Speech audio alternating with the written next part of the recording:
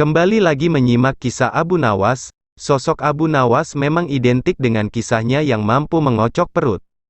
Sejumlah tingkah Abu Nawas juga kerap membuat sang raja kala itu terpingkal terbahak-bahak.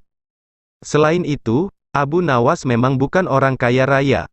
Lebih tepatnya ia hanya keluarga yang sederhana, untuk memenuhi kebutuhan pokoknya sehari-hari bisa dikatakan sangat tercukupi.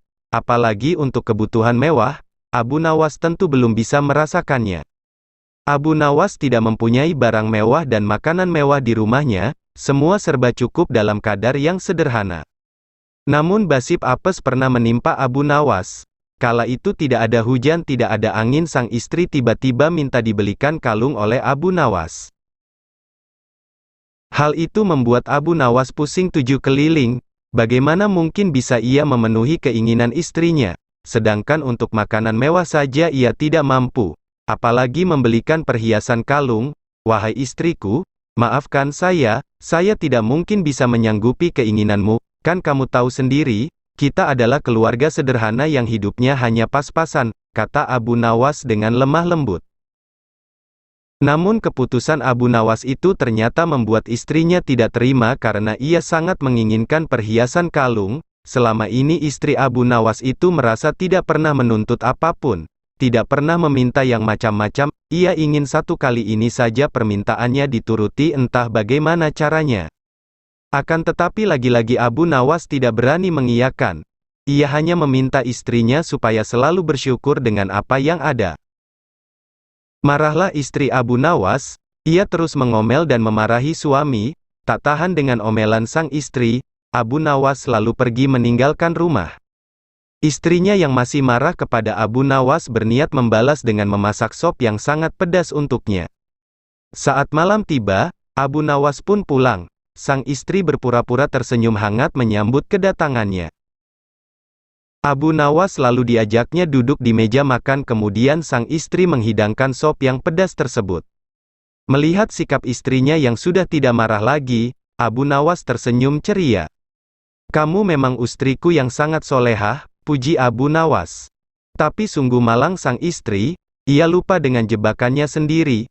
Ia menyendok sop pedas itu ke dalam piringnya dan memakannya. Air mata pun seketika meleleh di kedua pipinya karena rasa pedas yang luar biasa. Abu Nawas seketika itu kaget dan heran melihat istrinya tiba-tiba menangis sesenggukan. Kenapa kamu menangis wahai istriku? Tanya Abu Nawas khawatir. Dulu almarhum ibu sangat menyukai masakan sop ini, setiap kali aku makan sop seperti ini, aku jadi teringat almarhum ibu, itulah yang membuat aku menangis, ujar sang istri sembari mengusap air matanya. Sudahlah wahai istriku, ibumu itu orang baik, insya Allah dia meninggal dalam keadaan husnul khotimah, ujar Abu Nawas menenangkan istrinya. Kini giliran Abu Nawas yang memakan sop pedas itu. Betapa terkejutnya ia, ternyata sop yang ia makan pedasnya bukan main. Kedua mata Abu Nawas langsung meneteskan air mata tanpa henti, bahkan air matanya lebih banyak dari sang istri. Tak mau kalah dengan sandiwara istrinya, Abu Nawas meluapkan rasa pedasnya dengan menangis terisak-isak. Kenapa kamu menangis wahai suamiku? Tanya sang istri heran. Aku juga teringat almarhum ibu kamu. Kenapa dia mati meninggalkanmu tanpa mengajak dirimu? Jawab Abu Nawas. Mendengar jawaban Abu Nawas itu, sang istri yang tadinya jengkel mendadak tertawa terpingkal-pingkal, keduanya akhirnya rukun dan mesra kembali.